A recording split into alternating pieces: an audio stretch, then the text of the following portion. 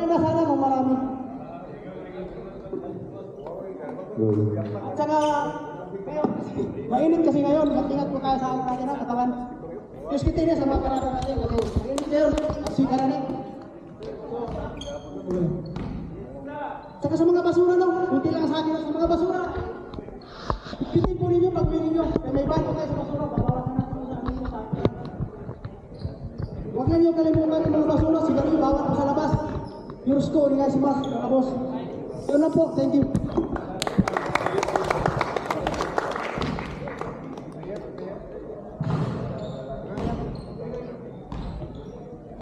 Terus pisamnya, Riet. Terus pisamnya.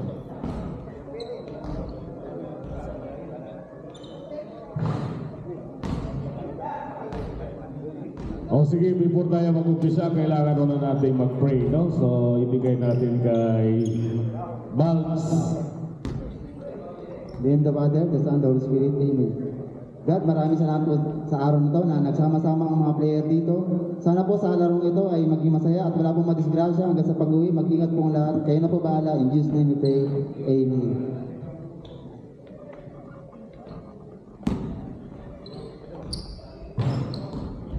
Ito is sponsor. Boss. Okay, magandang kakali sa lahat. Una sa lahat, salamat tayo sa Panginoon sa blessing na natanggap natin. At siyempre kay Chairman, sa lahat ng committee, PHBL, salamat sa tiwala nyo sa akin at sa Royal Manila. At sa lahat ng players, maraming salamat. Enjoy lang natin yung game ngayon. At natutuwa ako na nagkita-kita ulit tayo. Alam na yung mga kaibigan natin from Gibo. Welcome sa PHBL ulit. Salamat. Kaya sabihin natin sa natin Commissioner Taris. Mag-ano sa roles? House roles ito na PHB. Okay, magandang tanghali po sa lahat ng teams na sumali. Reminders lang, officiating po namin kung any clarification lang po sa referee, wala po tayong sigawan. Pwede po tayong humingi ng timeout for clarification.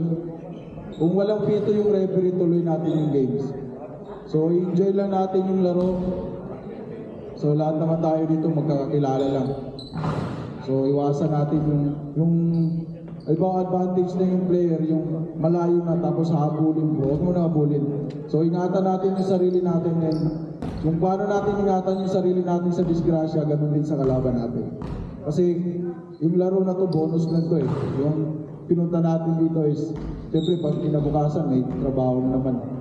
So, papawis lang to, enjoy natin competition, and especially, ingatan natin yung sarili natin.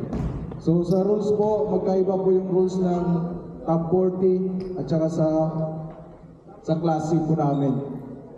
So, sa timeouts po ng class of top 40, binigyan po namin ng house rules po to tigda dalawang timeout per quarter. So, sa class C, sa FIBA rules tayo, isang timeout per quarter. Kung nakadalawa kayo sa first quarter, hindi na pwedeng mag-timeout sa second. So, Basta yung top 40, may na ng tuhod. Kaya timeout natin. tapos sa mga gomi natin, pakicheck na lang po. Every pagkatapos ng laro, captain ball coach, check po natin yung mga basura natin. So, hindi po kami magliligpit. Obligasyon po nyo yan sa bench niyo.